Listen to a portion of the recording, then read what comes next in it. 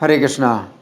तो हम जो कार्तिक का महात्म्य सुन रहे हैं, तो इसमें सबसे पहले तो ये बात आई थी कि सत्यभामा ने भगवान कृष्ण से पूछा था कि मैंने पिछले जन्म में क्या ऐसा सत्कर्म कर दिया कि मैं आपकी पत्नी बनी, और अब मैं नहीं चाहती कि इस स्थिति से अब मैं नीचे गिरूं, और मैं हमेशा आपको ही अपने पति के रूप में रहना मतलब रखना चाहती हूँ। आपके साथ में पत्नी के रूप में हमेशा रहना चाहती हूँ। तो इसके लिए मैं वो उस कर्म को मतलब हमेशा करते रहूँ ताकि मेरा और आपका वियोग कभी ना हो। तो भगवान कृष्ण ने फिर सत्यभामा के पिछले जन्म की बातें बताई कि उन्होंने जीवन भर कार्तिक व्रत किया था। तो उसके बाद फिर सत्यभामा ने कार्तिक का और एकादशी का रहस्य पूछा कि कार्तिक सब महीनों में विशेष महत्वपूर्ण क्यों हैं, और जो एकादशी तिथि है वो सब तिथियों में विशेष महत्वपूर्ण क्यों हैं। तो भगवान कृष्ण ने इस प्रश्न का उत्तर दिया, और ये जो प्रश्न का उत्तर दिया था वो नारद और पृथु के संवाद के रूप में दिया था। तो नारद और पृथु के संवाद के रूप में जब भगवान ने उत्तर दिया तो नारद पृथु के बीच में और भी जो संवाद हुआ तो वो भी भगवान बता रहे हैं। तो ये सब बातें भगवान कृष्ण सत्यभामा को बतला रहे हैं, और उसी के अंदर नारद पृथु का संवाद है। तो पृथु महाराज ने नारद जी से कई प्रश्न किए। उनमें से एक प्रश्न ये भी किया कि प्राचीन काल में क्या किसी ने ये कार्तिक व्रत किया था। तो उसके उत्तर में नारद जी पृथु महाराज को बतला रहे हैं।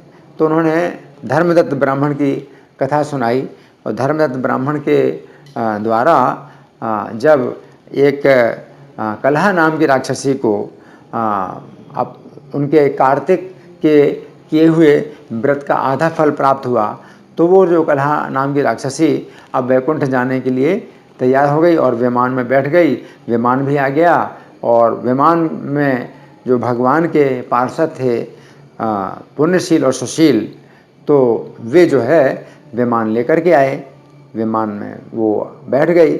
लेकिन धर्मदत्त ब्राह्मण को जो है पुण्यशील सुशील सांत्वना दे रहे हैं कि आप चिंता मत करिए कि आप वैकुंठ नहीं जा रहे हैं, और आपके दिए हुए पुण्य से कलहा वैकुंठ जा रही है, इसकी आप चिंता मत करिए, क्योंकि आपका जो है जीवन के अंत में वैकुंठ में जाना निश्चित है, और आप जाएंगे तो अपनी 2 पत्नियों के साथ जाएंगे वैकुंठ में। तो इस प्रकार से जब उन्होंने उनको पुण्यशील सुशील ने धर्मदत्त ब्राह्मण को सांत्वना दी, तो धर्मदत्त ने फिर और पूछा कि ये कौन सा ऐसा कर्म है या व्रत है जो भगवान विष्णु को बहुत संतुष्ट करता है।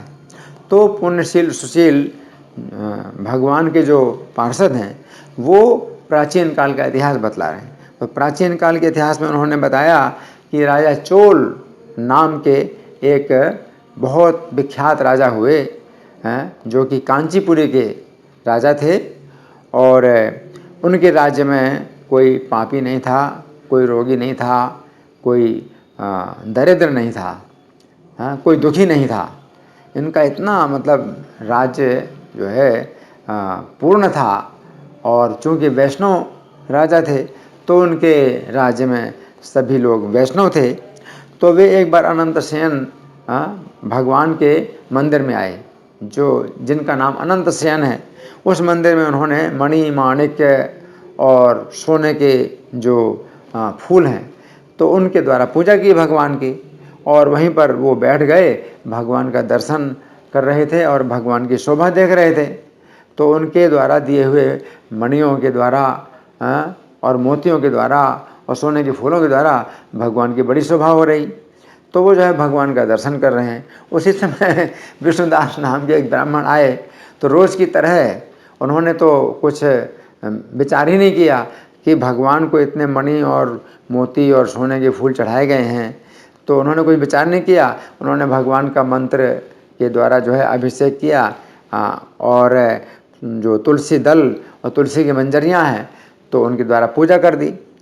अब जब राजा चोल ने देखा कि उन्होंने जो मणि और मोती और सोने के फूल भगवान को चढ़ाए थे, उनके ऊपर इन्होंने तुलसी के पत्र और मंजरियाँ चढ़ा दी हैं, तो उन्होंने जो है बड़ी निंदा की, ब्राह्मण की बड़ी निंदा की कि तुमने ऐसा क्यों किया।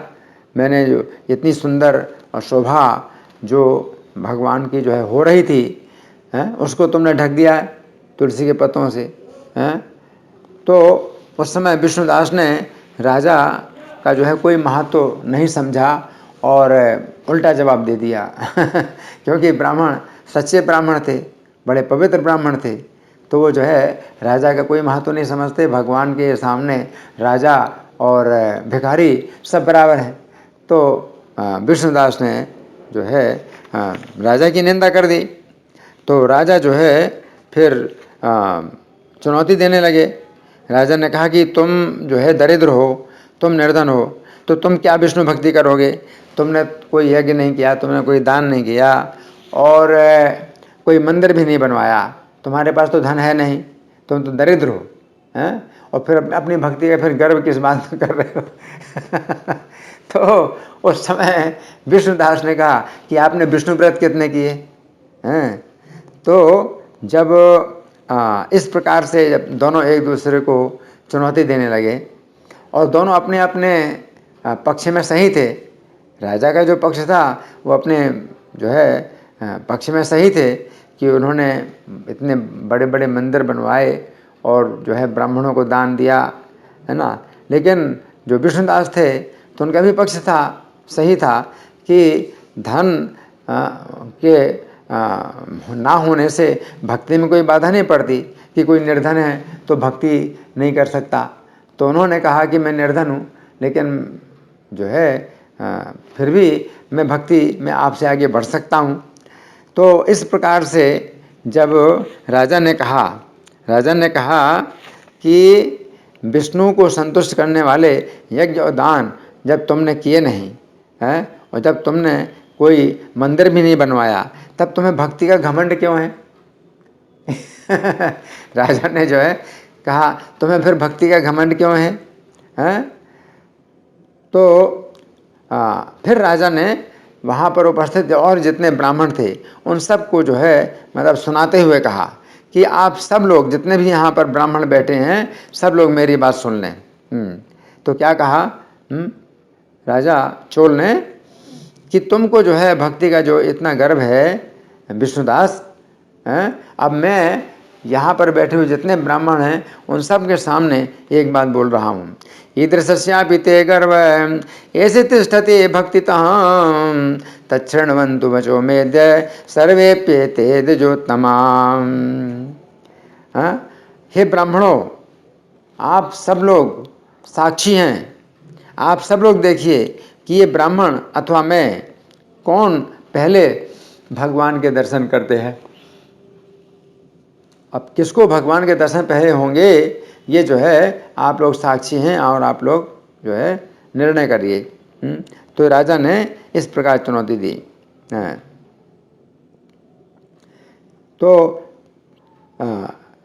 तब आप जो है जान पाएंगे हम दोनों की भक्ति को कि हम दोनों में किसकी भक्ति ज़्यादा है। ये जो है राजा चोल ने इस प्रकार चुनौती दी। साक्षात्कार महम विष्णु रेशवाद्य गमिष्यति पश्यन्तु सर्वेपि ततो भक्तिम ज्ञास्यन्ति च वयो। तो ये पुण्यशील सुशील ये कथा सुना रहे हैं। तो ये बता रहे हैं कि ऐसा कह कर के राजा चोल अपने महल को चले गए और मुद्गल ऋषि को आचार्य बना करके विष्णु का यज्ञ आरंभ कर दिया।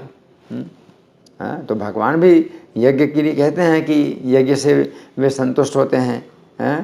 तो भगवान ने भी ये बात कही है कि यज्ञ क्षपित कर्मसा, यज्ञ से व्यक्ति पापों से मुक्त होता है। तो विष्णु को प्रसन्न करने वाला उन्होंने यज्ञ प्रारंभ कर दिया। इत्युक्त्वा स नृपो गच्छन् निजराजे गृहं तदा आरेभे वैष्णवं सत्रं कृत्वाचार्यं समुद्गलम्। अब उस यज्ञ में क्या था?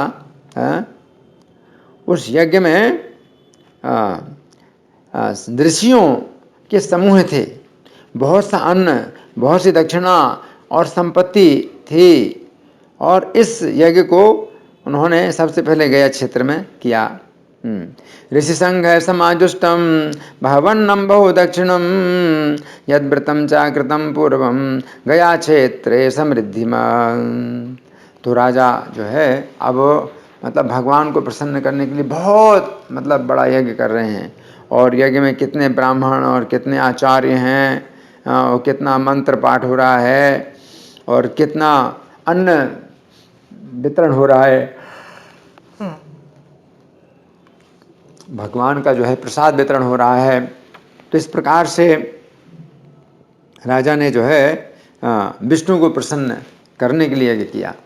तो ये महान भक्त हैं, राजा चोल महान भक्त हैं, इसलिए विष्णु को प्रसन्न करने के लिए यज्ञ कर रहे हैं।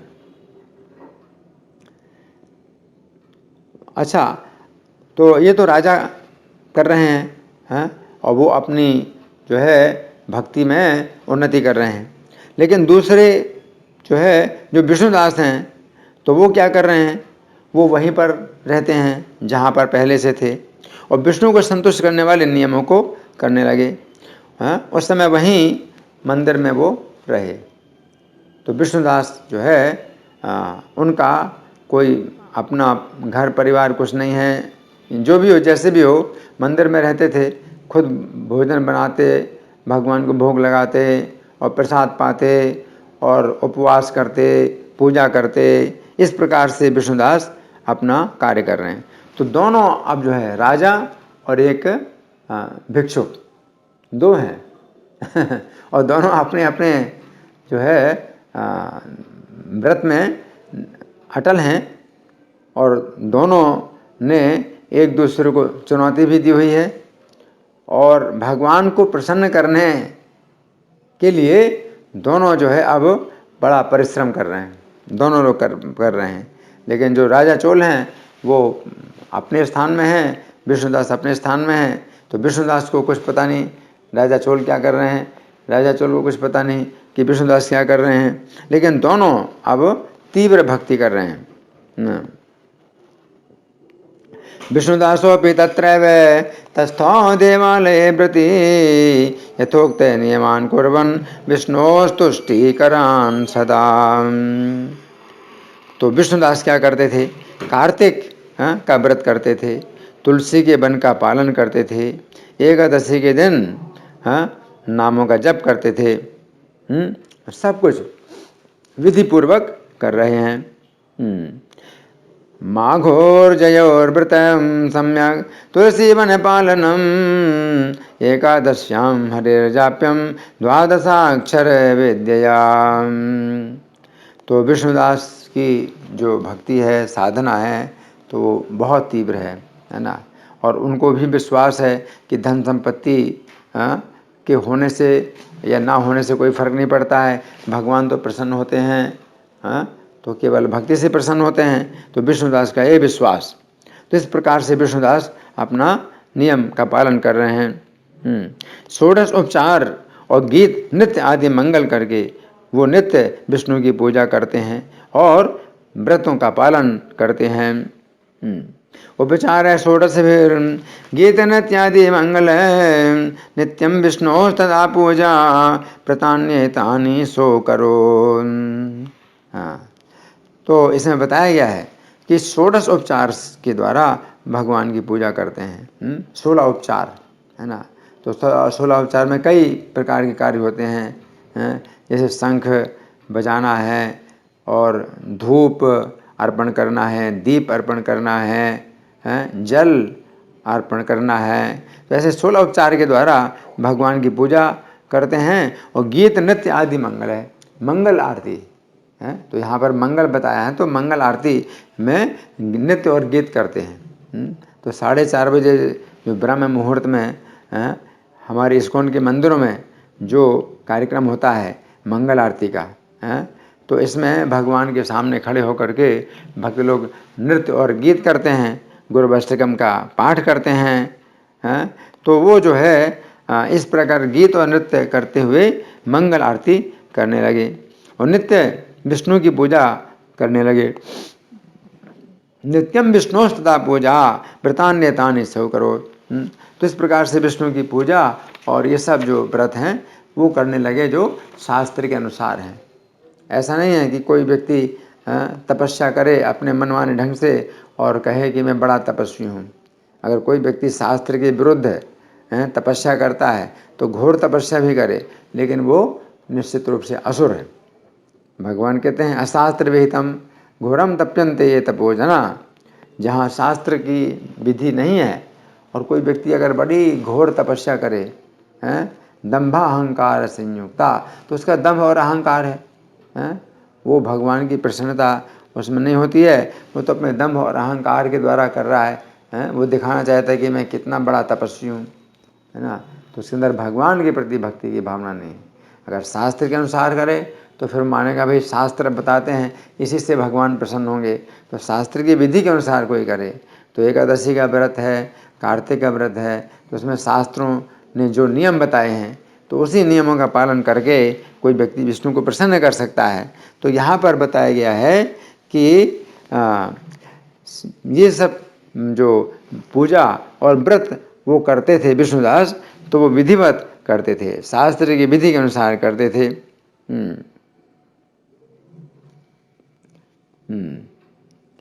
भोजन और शयन करते हुए भी भगवान विष्णु का स्मरण करते थे। भोजन करें या शयन करें, भगवान विष्णु का स्मरण करते थे और समान दृष्टि होकर सब प्राणियों में स्थित विष्णु भगवान को ही देखते थे, है ना। तो कोई अंतर नहीं है, चाहे पशु पक्षी वृक्ष कोई भी हो, है ना, तो प्रत्येक में भगवान स्थित हैं। इस प्रकार से भगवान की भावना करते थे। नित्यं संस्मरणं विष्णोर गच्छन् भुञ्जन् स्वपंचन् सर्वभूतस्थितं विष्णुम अपश्यन् समय दर्शनः। तो सर्वभूत स्थितम विष्णुम अपश्यत, वो देखते थे, हमेशा समदर्शी थे, तो समस्त प्राणियों में स्थित भगवान विष्णु को देखते थे। और गीता के 6वें अध्याय के 29वें श्लोक में भगवान कहते हैं सर्वभूतस्थमात्मानं सर्वभूतानि चात्मनि ईक्षिते योगी युक्तात्मा सर्वत्र समदर्शनः। तो सर्वभूतस्थम आत्मानम, कि आत्मा को समस्त प्राणियों में स्थित देखते हैं। आत्मा का मतलब विष्णु, तो जहाँ पर सर्वभूतस्थम विष्णु कहा गया है और गीता में सर्वभूतस्थम आत्मानम आत्मा को कहा गया है, तो आत्मा का मतलब विष्णु ही समझना चाहिए, जीवात्मा नहीं समझना चाहिए। कोई जीवात्मा है तो अपने ही शरीर में वो सीमित रहता है और वो बंधा हुआ है शरीर के अंदर, हैं। लेकिन भगवान जो है प्रत्येक शरीर के अंदर स्थित हैं, वो बंधे हुए नहीं हैं। तो भगवान के लिए है सर्वभूतस्थम आत्मानम, आत्मा का अर्थ यहाँ जीवात्मा नहीं है। तो यहाँ पर स्पष्ट कहा गया है सर्वभूतस्थितम विष्णुम, ये समस्त प्राणियों के अंदर विष्णु को देखते थे, है ना। तो ये है कि कोई व्यक्ति जो है अगर इस प्रकार भगवान के रूप का दर्शन करता है, भगवान को जो है साक्षात व्यक्ति के रूप में जब सब प्राणियों में स्थित देखता है, तो वो ही महान भक्त कहलाता है। तो विष्णुदास बहुत बड़े भक्त थे, इस प्रकार से वे भगवान का दर्शन करते थे। तो भोजन शयन करते समय सदा विष्णु भगवान का स्मरण करते थे और समान दृष्टि होकर सब प्राणियों में स्थित विष्णु भगवान को ही देखते थे। नित्यं संस्मरणं विष्णोर गच्छन् भुञ्जन् स्वपंचन् सर्वभूतस्थितं विष्णुम अपश्यन् समय दर्शनः। उन्होंने विष्णु की प्रसन्नता के लिए कार्तिक के विशेष नियमों का पालन किया। माघ कार्तिकयोर नित्यं विशेष नियमान अपि अकरोत् विष्णु तुष्ट्यर्थं सोद्यापन विधिं तथा। इस प्रकार श्रीपति भगवान की आराधना करने और भगवान में ही निष्ठा रखने वाले इंद्रियों को वश में करते हुए व्रत में स्थित चोलेश्वर और विष्णुदास का बहुत काल व्यतीत हो गया।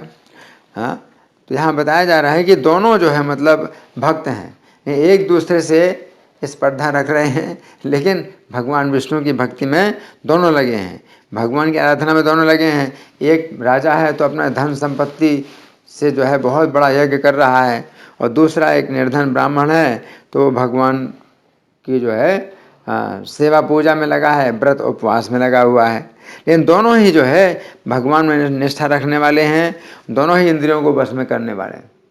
उन दोनों में से कोई भी ऐसा नहीं है जो शास्त्र के नियमों का उल्लंघन करे या अपनी इंद्रिय तृप्ति में लगा हुआ हो। तो इस प्रकार से दोनों का बहुत समय बीत गया,